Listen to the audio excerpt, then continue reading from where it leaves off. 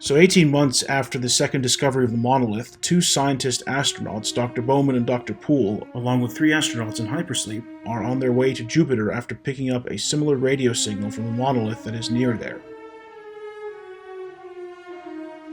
And so about the music here. This is Gaian, a ballet piece that Kubrick used to reflect the great loneliness and isolation of space. It is an ideal setup piece for the scenario these new characters are in. Now look at the shot here. This was a centrifuge built for the film, and this camera is rotating while Dr. Bowman there runs in place, even though this looks like the exact opposite when viewed. With them is HAL 9000, an artificial intelligence programmed to run Discovery, the ship the astronauts are on. HAL is fully interactive and self-aware, and interacts with the crew as if it is human itself. The film cuts right to the chase. It sets up the structure around the artistic message through an interview with the astronauts involved, and the HAL 9000 computer, its functions, its personality, and programmed overconfidence. There's no build-up to this either. Good afternoon, Hal. How's everything going? Good afternoon, Mr. Amer. Everything is going extremely well. Hal, you have an enormous responsibility on this mission. In many ways, perhaps the greatest responsibility of any single mission element. You're the brain and central nervous system of the ship. Does this ever cause you any lack of confidence? Let me put it this way, Mr. Amer. The 9000 series is the most reliable computer ever made. No 9000 computer has ever made a mistake or distorted information. We are all, by any practical definition of the words, foolproof and incapable of error. The two astronauts are, like the other previous characters, flatly written, and Kubrick hardly gets into their characterizations. Again, the artistic message is the most important thing in Kubrick's movies. Hal then starts asking moral questions about the mission. But during the past few weeks, I've wondered whether you might be having some second thoughts about the mission. How do you mean? Well, I know I've never completely freed myself of the suspicion that there are some extremely odd things about this mission. Bowman writes it off initially as a psychology report. You're working up your crew psychology report. Of course I am. Hal then goes to tell them about a communication component failure. I've just picked up a fault in the AE-35 unit. It's going to go 100% failure within 72 hours. Look at the way Dr. Bowman is lit here. It's almost like Hal is trying its hardest to influence Dr. Bowman into agreeing with what he is saying.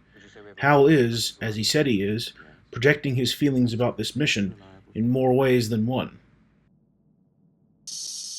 Poole goes out and gets the apparently faulty component. He and Bowman examine it, and they find nothing wrong with it. Then they get a transmission from Mission Control. They tell them that another HAL 9000 computer tells them that that same component is fine too. We should advise you, however, that our preliminary findings indicate that your onboard 90000 computer is in error predicting the fault. I say again, in error predicting the fault. Hal tells them it is human error and that they are wrong. How would you account for this discrepancy between you and the Twin 9000? Well, I don't think there is any question about it. It can only be attributable to human error. This sort of thing has cropped up before, and it has always been due to human error. Now this alarms the astronauts, and they discuss HAL 9000 and what to do about it. What do you think? I'm not sure. What do you think? I've got a bad feeling about him. You do? Yeah, definitely. Don't you? I don't know. I think so. Now look at the composition of this extended take. The composition is not only dramatic, but technically it's incredibly precise and very well done.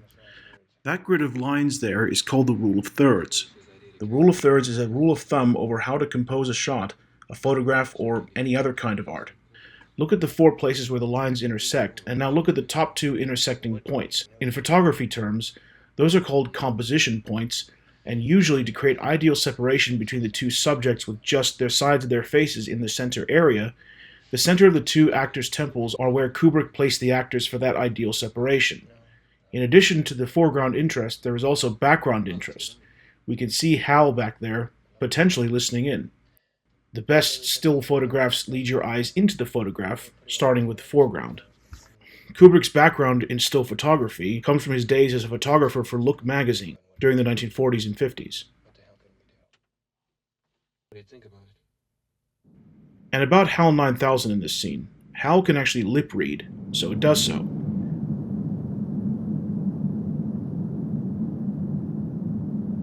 HAL is now on to the scientists. So Poole takes a pod out and goes to reinstall the communication component, and then, while Poole has exited the pod, HAL takes control of the pod, HAL attacks Poole, and kills him.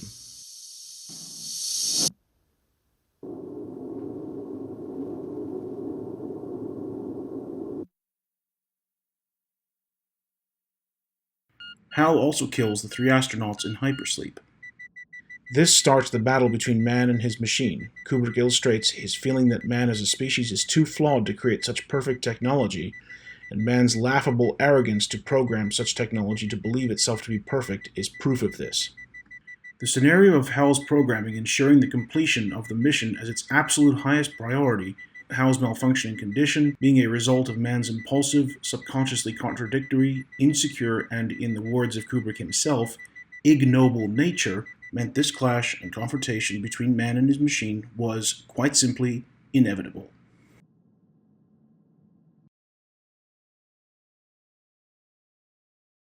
Look at the way these scenes are paced. They seem extraordinarily long and drawn out. One reason for that is because the film is aiming for a depiction of space as accurate as possible. This is just how space works: zero gravity and slow movement. In that regard, it's really that simple. Another reason is because the suspense can actually be heightened this way in this setting. And of course, there's no sound when we see the scene shot from space, because of course, there is no sound in space. And it is Kubrick's intention to make us, the audience, seem small, and space seem as big as possible. Bowman then tries to get back into Discovery, and Hal won't open the door, leading to the famous line, Open the pod bay doors, Hal. I'm sorry, Dave. I'm afraid I can't do that. Look at the way these two shots are composed. Both the subjects are in the direct center of their respective frames, almost like they are looking directly at each other. This mission is too important for me to allow you to jeopardize it. I don't know what you're talking about, Hal. I know that you and Frank were planning to disconnect me, and I'm afraid that's something I cannot allow to happen. Then, Bowman decides to take a huge risk of jumping into the airlock to open the pod bay doors manually. One would expect such a huge cluster of sound after this moment, but there is no sound. Again, that's because there is no sound in space. The sound only comes in when the outside airlock door is sealed and there is area to carry any sound being produced.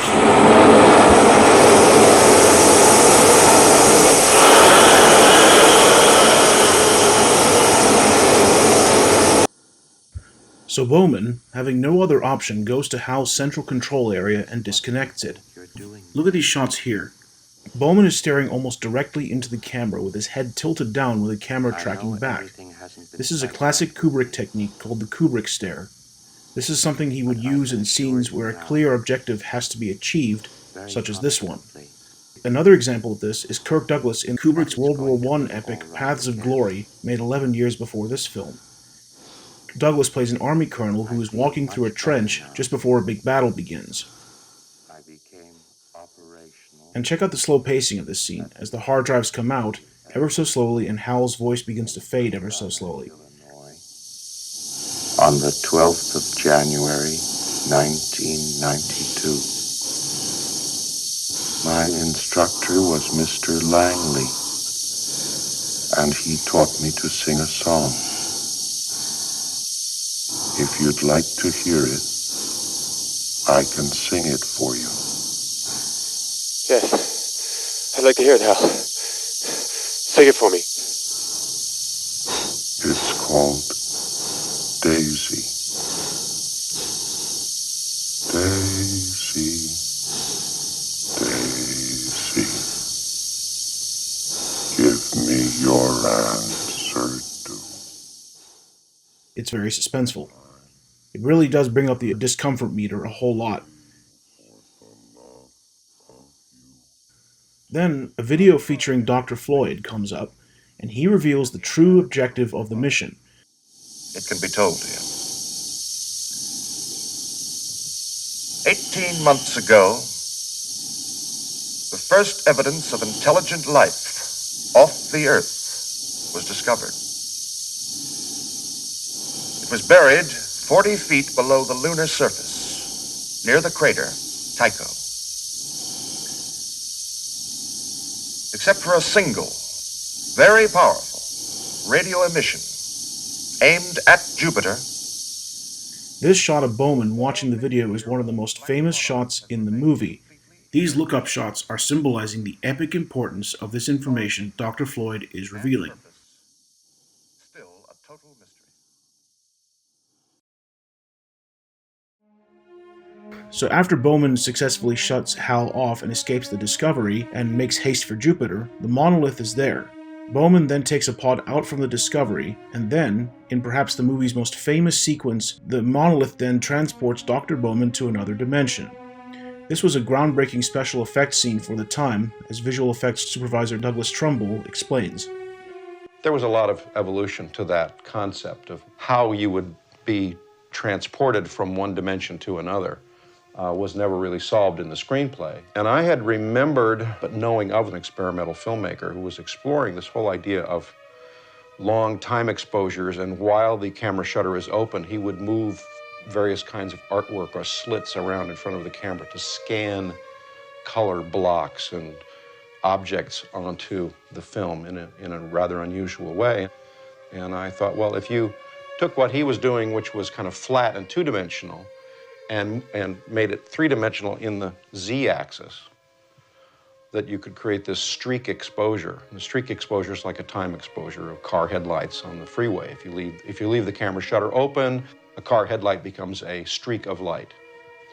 It occurred to me that there might be some way to apply that to the Stargate sequence. And I walked that minute down to Stanley's office. Stanley, I think this is the answer to the Stargate. And he looked at it and he said, I think you could be right. Eventually, the aliens take Dr. Bowman to a room with tacky-looking French-style decor, where Dr. Bowman watches himself aging rapidly. Now, why did the aliens take Dr. Bowman to this strange place? Well, probably to observe a human being for themselves in an almost zoo-like setting. And their idea of this French decor isn't, of course, entirely accurate. Hence their lack of familiarity with human beings.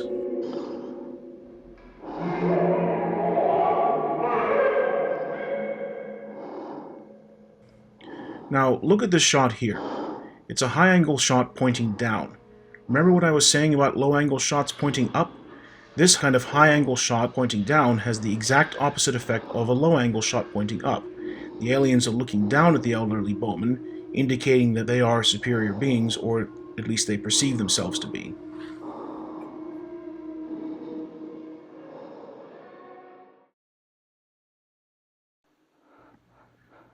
Later, while Bowman is in a bed as a dying old man, the monolith appears again right in front of him.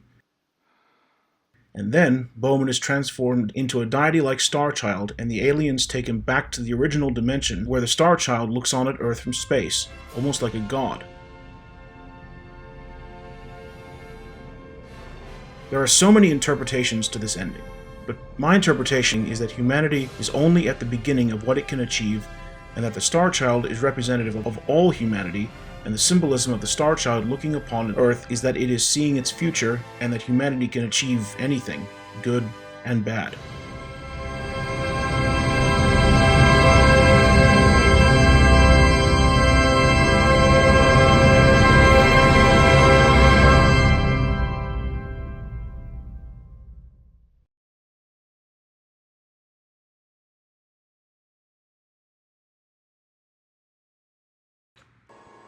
2001: A Space Odyssey is a film with probably the grandest vision of any movie ever made. This movie's scope really has no bounds. This is a film made by people who genuinely understood our place as a species in the universe, which they make very clear is beyond microscopic. It was thanks to Arthur C. Clarke's source material, a novel he wrote called The Sentinel that Kubrick adapted 2001 from in 1964 and 65, obtained financing from MGM, and finally began filming the second monolith scene on December 29, 1965 at Shepperton Studios in southern England just north of London, which was the first scene in the movie that was filmed. The movie was filmed on Super Panavision 70mm, which was a precursor to IMAX, which was the most effective format for filming a movie with this level of expanse. Filming of the actors went on till September 1967, and Kubrick and his team spent 21 months working on the visual effects from June 1966 to March 1968, of which an astonishing 60% of the film's budget went to, a figure that was unheard of at that time. Nowadays, with a big-budget visual effects film like a Marvel film, around half the budget goes to the digital visual effects. 2001 opened on April 3, 1968 in the United States, and 4 weeks later in the UK on May 1, 1968. The film's reception was polarizing. Older audiences hated it, who were put off by this film's slow pace and ambiguity, while younger audiences loved it, loving the film's look and high-tech filmmaking. But one thing that a number of people and critics who initially derided the film watched it again, and they liked it more each time they watched it, and 10 or 15 years later, the film was considered to be a bona fide classic and a masterpiece. This kind of a response was common with Kubrick's films. Kubrick was always 10 to 15 years ahead of his audiences. It took that long for people to truly take in Kubrick's work, of whom the one and only Martin Scorsese once said that one of Kubrick's movies is equivalent to 10 of somebody else's.